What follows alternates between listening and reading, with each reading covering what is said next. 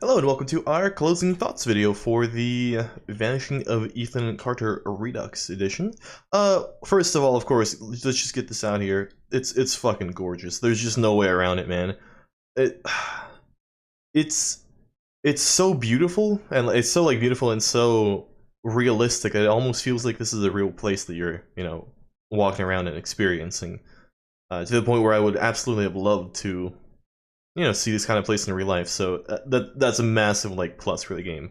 It's and surprisingly enough, and I don't know how this is accomplished. I'm not an expert on the technicalities of graphical work, etc. I have some layman's knowledge just due to clicking buttons on your graphics card settings, but anything other than that is beyond me. Yeah, it doesn't really affect your system like at all. Basically, it doesn't feel like really at any point that your computer is like chugging or anything along those lines. Whereas like in Spec Ops, which I mean, I don't know if that was recording based or what, or just it was just a little bit more unstable, even though the game itself was not as graphically intense, I guess, as this.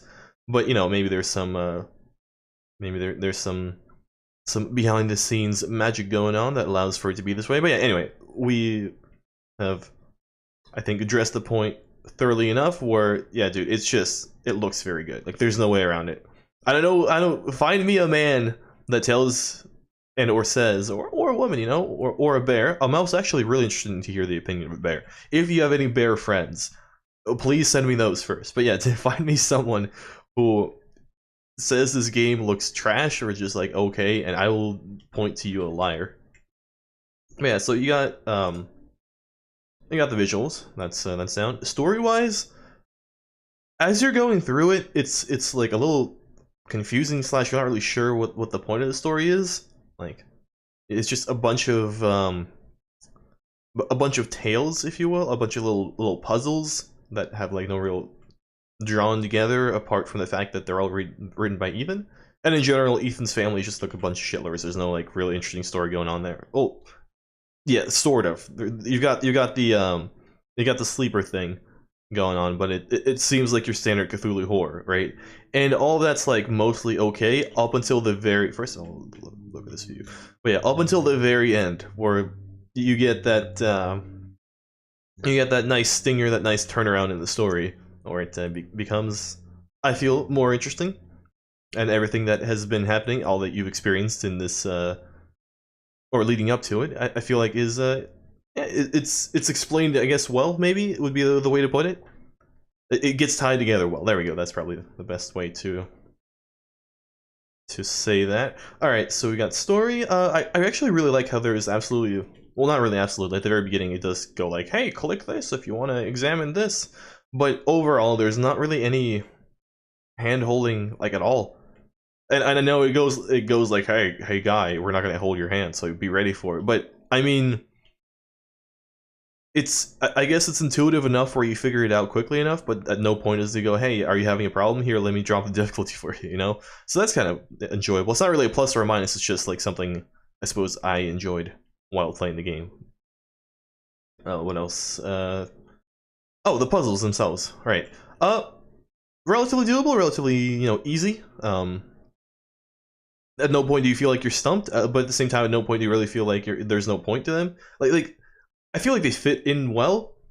Although I guess it would be hard to make them not fit in well, considering this is like a fantasy environment. But ignoring that little tiny tidbit, well, not fantasy environment, but fantasy from the point of view of all these stories are being told by Ethan. But yeah, overall, like the puzzles are really fun, and like the little visual things you get. That whole trip to space, man. I don't know why, but that really stood out to me, and I really enjoyed that one. That was really cool. Yeah, like all these little tidbits thrown in while you're doing the main story it's cool. It's cool. It's enjoyable. And if you can't figure out the puzzle, then I don't know what to tell you, man. Let's see what else. The ending. Yeah, we already covered the ending. What else I have in mind? Oh, okay. So let's go ahead and do the cons next.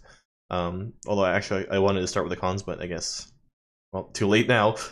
Let's go. So let's go ahead and jump into the cons. Realistically, as far as I'm concerned, for like things you may not enjoy with the game, I guess the difficulty may be a con for you. like if it's not hand holding, but you know that's going to be strictly a on an individual basis. For things I want to say are probably correct for or not correct, but applicable for like most people, is I feel like the voice acting, like you slash me as the main character, that's good. Like you sound fine. There's no like. I guess it sounds like kind of like a old grizzled detective kind of voice, right? Ethan's voice is like, I mean, I understand that it's hard to do child voices, but it's a little annoying. It's a little like, nah, you know.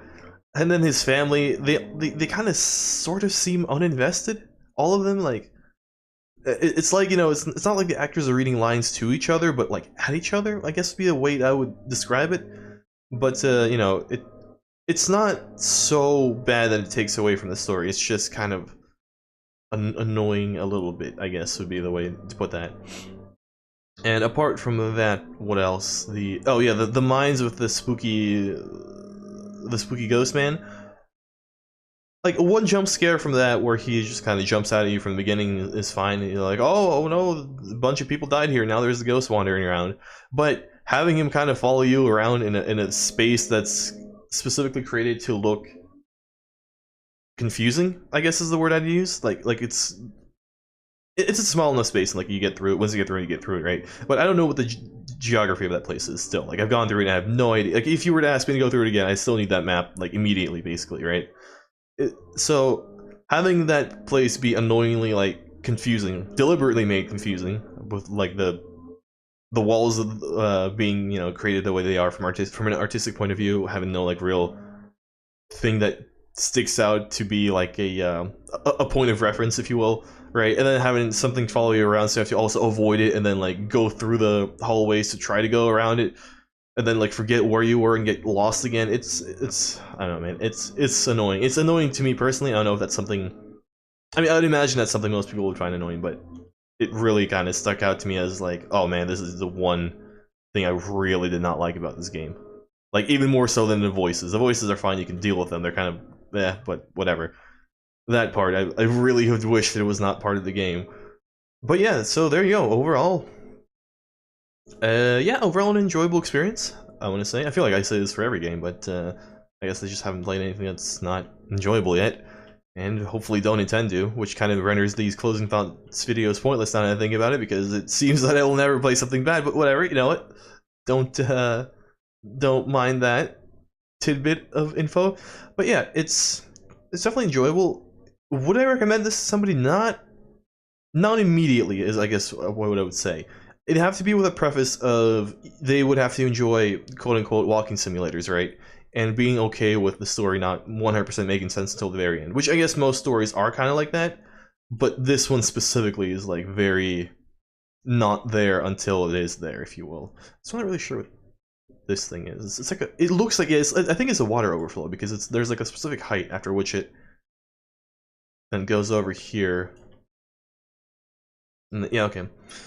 But yeah, also geography, man. The way things are, like the world itself, the way it's built, I feel like it makes sense. There's no point in which you're like, okay, this is kind of a weird positioning of things. But yeah, that's just another, I guess, little point, like, just to consider while you're running around here. Anyway, but yeah, if, however, they are into these walking sims, and that person, I guess, would be okay with just looking at just beautiful nature for the first part of the game until they really start getting into it, then yeah, that'd definitely be a recommendation. But yeah, so this is not an immediate recommendation. There's some caveats to it, but it's definitely something, like if you know the person enjoys these kinds of things, I want to say it's definitely like on the list of things you may want to recommend to them.